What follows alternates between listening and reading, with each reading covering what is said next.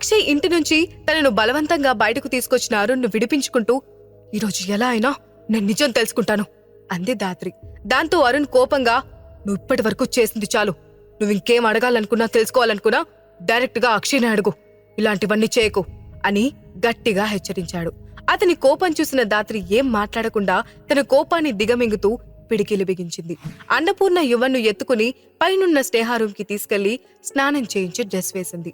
అప్పుడు యువన్ వెంటనే బెడ్ పై కూర్చుని ఉన్న స్నేహ దగ్గరకు వెళ్లి, మమ్మీ, నేనిందాక కింద నుంచి వచ్చినప్పుడు ఎవరిని చూశానో తెలుసా అని అడిగాడు. స్నేహ అతని తలను నిమురుతూ ఎవరిని చూసావ్ అని అడిగింది. మనం ఒకసారి రెస్టారెంట్ కి వెళ్ళినప్పుడు అక్కడొక ఆంటీ కనిపించింది కదా, ఆ ఆంటీ ఇందాక మన ఇంటికి వచ్చింది అని చెప్పాడు యువన్. ఆ మాట వినగానే స్నేహ కళ్ళ ముందు ధాత్రి ముఖం మెదిలింది. అయినా ఆమె పెద్దగా పట్టించుకోకుండా నవ్వుతూ, అవునా, ఆమె డాడీ ఫ్రెండ్ కదా, అందుకే వచ్చింటుంది అని అంది. కాని మనసులో మాత్రం ఫ్యూచర్లో ఆమె ఇంటికి కోడలుగానే వచ్చే అవకాశం ఉంది. అలాంటప్పుడు ఇంటికి వస్తే తప్పే ఉంది అని అనుకుంది. తల్లి మాటలు విని యువన్ కోపంగా, మమ్మీ, నువ్వప్పుడప్పుడు స్టూపిడ్లా చేస్తావ్. ఆ రోజు ఆంటీ రెస్టారెంట్లో వచ్చినప్పుడు నువ్వు ఫీల్ అయ్యావు కదా, నాకు బాగా గుర్తుంది అని అన్నాడు. ఆ విషయాన్ని యువన్ అంతగా గుర్తుపెట్టుకున్నాడని తెలిసి స్నేహ ఆశ్చర్యపోయింది.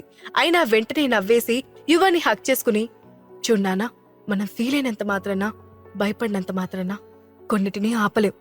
మనమంటే ఇష్టమున్న వాళ్ళు ఎప్పటికీ మనతోనే ఉంటారు. ఇష్టం లేని వాళ్ళు ఎంత ఆపినా ఆగరు, వెళ్ళిపోతారు. మనం దేని గురించి భయపడకూడదు. ఏం జరిగినా యాక్సెప్ట్ చేయాలి అని చెప్పింది. అక్కడ ఉన్న అన్నపూర్ణ ఆ మాట విని, మేడం, మీరు ఆమె గురించి ఎక్కువగా ఆలోచించొద్దు. అక్షయ్ బాబుకి కేవలం ఫ్రెండ్ మాత్రమే, వాళ్ళిద్దరికీ ఇంకెలాంటి సంబంధం లేదు అని చెప్పింది. ఆ మాట విని స్నేహ నవ్వుతూ, నాకు తెలుసన్న పూర్ణిమ గారు, నేనతన్ని నమ్ముతున్నాను అని అంది. నిజానికి ధాత్రి మొదటి రోజు రెస్టారెంట్లో కలిసినప్పుడే అక్షయ్కి ఆమెపై ఇంట్రెస్ట్ లేదని స్నేహకి కూడా అర్థమైంది. అప్పుడు అన్నపూర్ణమ్మ, కానీ మేడం, ఇందులో మీకు తెలియని విషయం కూడా ఒకటుంది. అదేంటంటే అక్షయ్ బాబు, అరుణ్ బాబు, ధాత్రి ముగ్గురు కలిసి పెరిగారు. చిన్నప్పటి నుండి ధాత్రి మేడం అక్షయ్ బాబు వెనకే తిరుగుతూ ఉండేది. కానీ అక్షయ్ బాబు మాత్రం ఆమెను కేవలం ఫ్రెండ్గానే చూశాడు అని వివరించి చెప్పడానికి ప్రయత్నించింది. అప్పుడు స్నేహ నవ్వి, అది నాకు అర్థమైందన్న పూర్ణమ్మ గారు, నేను మీ అక్షయ్ బాబు గురించి తప్పుగా ఏమీ అనుకోవడం లేదు, మీరు కంగారు పడకండి అని చెప్పింది. అక్షయ్ తనకి పరిచయమైన ఇన్ని రోజుల్లో ఎప్పుడూ వేరే అమ్మాయిల పట్ల అట్రాక్ట్ అయినట్లు ఆమె చూడలేదు. అందుకే అతని విషయంలో ఆమెకు పూర్తి నమ్మకం కలిగింది. స్నేహ మాటలు విన్న అన్నపూర్ణమ్మ సంతృప్తిగా నవ్వుతూ, మీది చాలా పెద్ద మనసు మేడం, అన్నీ అర్థం చేసుకుంటారు. నిజానికి మీ పేరెంట్స్ మిమ్మల్ని చక్కగా పెంచారు. మీరు తప్పకుండా ఒక మంచి ఫ్యామిలీకి చెందిన వాళ్ళై ఉంటారని అనుకుంటున్నాను అని అంది. ఆ మాట విని స్నేహ చిన్నగా నవ్వింది. వెంటనే ఆమె మనసులో తన కన్న తల్లి మెదిలింది. దాంతో ఆమె, నిజంగా మా అమ్మ చక్కగా పెంచింది, మరి నా తండ్రి అని అనుకుంది. రంగనాథ్ గుర్తుకు రాగానే ఆమె ముఖంలో సంతోషం మసకబారింది. అదే సమయంలో రంగనాథ్ ఇంట్లో, ఏంటి, ఎంగేజ్మెంట్ క్యాన్సిల్ చేయాలా? పర్ణిక చెప్పిన మాటలు విని ఆమె తల్లి జయంతి ఆవేశంతో పైకి లేచి నిలబడింది. ఆమె కళ్ళు ఆవేశంతో నిండిపోయాయి. తన తల్లి అడిగిన ప్రశ్నకు పర్ణిక ఏడుస్తూ అవునని తలూపింది. అప్పటికే ఆమె కళ్ళు ఏడ్చి ఏడ్చి ఎర్రగా వాచిపోయి ఉన్నాయి. అంటే దాని అర్థమేంటి? ఎందుకు క్యాన్సిల్ చేయాలి? కోపంగా అడిగింది జయంతి. అప్పుడు పర్ణిక అక్కడే సోఫాలో కూర్చుని ఉన్న తన తండ్రి వైపు చూస్తూ, దీనికంతటికీ కారణం మన కంపెనీ ప్రాజెక్ట్స్ ప్రాబ్లమ్స్ లో పట్టమే. ఈ విషయం తెలిసి వైభవ్ తల్లిదండ్రులు మన కుటుంబంతో సంబంధం కలుపుకోవడానికి ఒప్పుకోవడం లేదు అని చెప్పింది. వైభవ్ తల్లిదండ్రులు ఒప్పుకోకపోతే ఈ పెళ్లి జరగదని పర్ణికకు బాగా తెలుసు. అందుకే ఆమె కన్నీళ్లు ఆగడం లేదు. దాంతో ఆమె తన తల్లిదండ్రులిద్దరినీ చూసి ఏడుస్తూ, మమ్మీ, డాడీ, మీరు త్వరగా ఏదో ఒకటి చెయ్యండి. నేను ఎంగేజ్మెంట్ క్యాన్సిల్ చేయడం నాకిష్టం లేదు. నాకు వైభవ్ కావాలి. నేను అతను లేకుండా ఉండలేను అని చెప్పింది. తన కూతురు కళ్ళ నీళ్లతో ఏడవడం చూసిన జయంతి తట్టుకోలేకపోతూ వెంటనే లేచి ఆమెని హక్ చేసుకుని, నువ్వు ఏడవకు తల్లి, ఏం కాదు, ఈ పెళ్లి జరుగుతుంది, నువ్వు బాధపడకు అంటూ ఆమెను ఓదారుస్తూనే పక్కనే ఉన్న రంగనాథ్ వైపు చూసి, మీరింత సైలెంట్ గా ఎలా కూర్చున్నారు? మనమ్మ ఇంతలా ఏడుస్తుంటే కనిపించడం లేదా? మీరు త్వరగా ఏదో ఒకటి చెప్పండి అని అంది. చాలాసేపటి నుంచి వాళ్ళిద్దరు మాటలు వింటూ అలసిపోయిన రంగనాథ్ అక్కడి నుంచి లేచి ఏం మాట్లాడకుండా స్టడీ రూమ్కి వెళ్లాడు. తన మాటలు పట్టించుకోకుండా రంగనాథ్ అలా వెళ్లడంతో జయంతి కోపంతో రగిలిపోయింది. దాంతో ఆమె ఆవేశంగా, ఇదంతా స్నేహ కారణంగానే జరిగింది. అది ఆ కృపాకర్ను పెళ్లి చేసుకునుంటే మన కంపెనీలో సమస్యలన్నీ ఎప్పుడో సాల్వ్ అయ్యేవి. ఈరోజు మనకి ఈ పరిస్థితి వచ్చేది కాదు అని అంది. స్నేహ పేరు వినగానే పర్ణిక కోపం ఎక్కువైంది.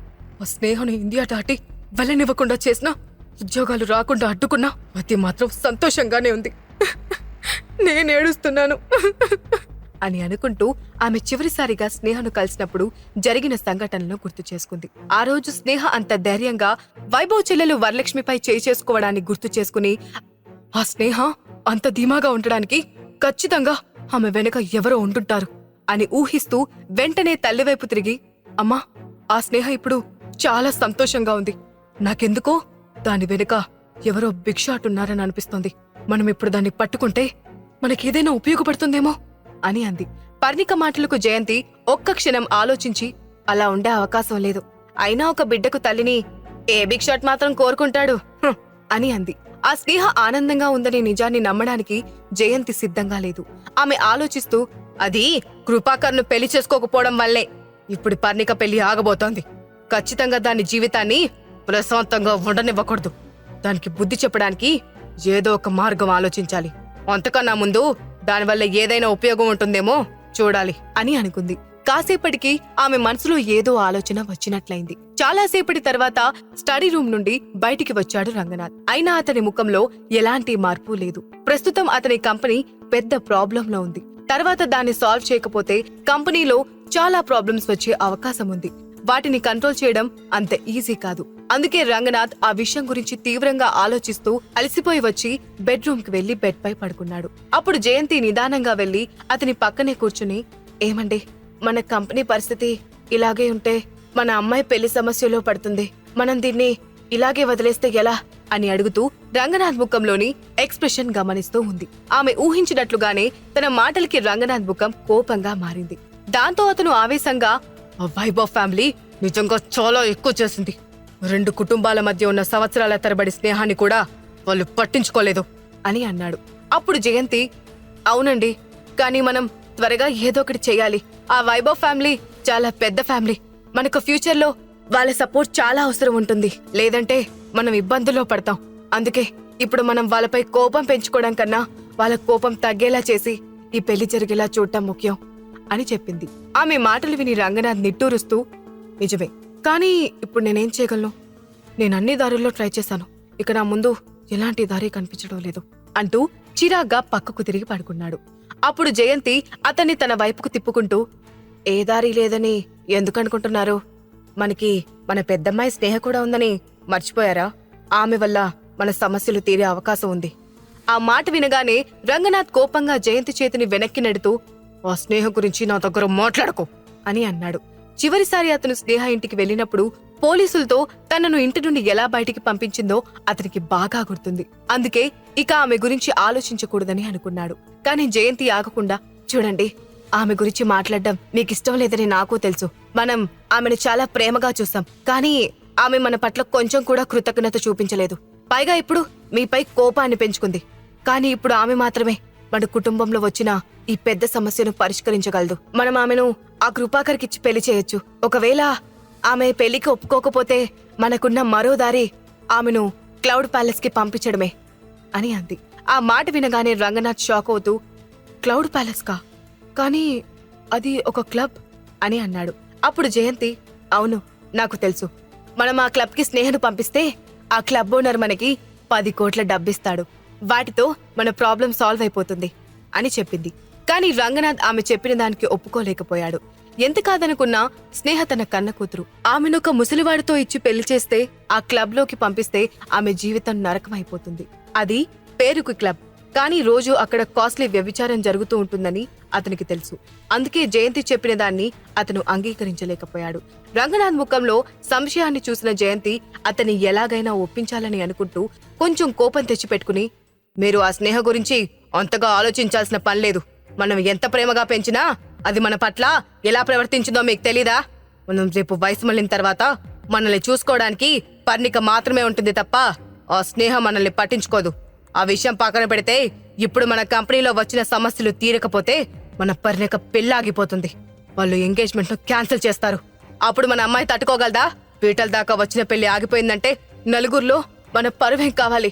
రేపు ఎవరైనా దాన్ని పెళ్లి చేసుకోవడానికి ముందుకొస్తారా అని ఆవేదనగా అడిగింది. దాంతో రంగనాథ్ పరిస్థితి అడకత్తెరలో పోక చెక్కలా మారింది. ఒక కూతురికి పెళ్లి చేయాలంటే మరో కూతుర్ని ఇబ్బందుల పాలు చేయాల్సిన పరిస్థితి వచ్చింది. అయినా అతను జయంతి మాటల ప్రభావంతో గట్టిగా నిట్టూరుస్తూ, సరే నేను ఈ విషయం గురించి ఆలోచిస్తాను అని అన్నాడు. 4 రోజుల తర్వాత కాలిగాయం నుండి కోలుకున్న స్నేహ ఆ రోజు ఆఫీస్కి వెళ్ళింది. చాలా రోజుల నుంచి పెండింగ్ లో ఉన్న పనులన్నీ హడావిడిగా పూర్తి చేసుకుంటూ ఉంది. ఇందులో హఠాత్తుగా ఆమె ఫోన్ రింగ్ అయింది. ఏదో అన్నోన్ నెంబర్ నుంచి కాల్ వస్తూ ఉండడంతో ఆమె అనుమానంగా కాల్ లిఫ్ట్ చేసి హలో అని అంది. హలో మిస్ స్నేహ, నేను మీ ఆఫీస్ దగ్గరే ఉన్నాను.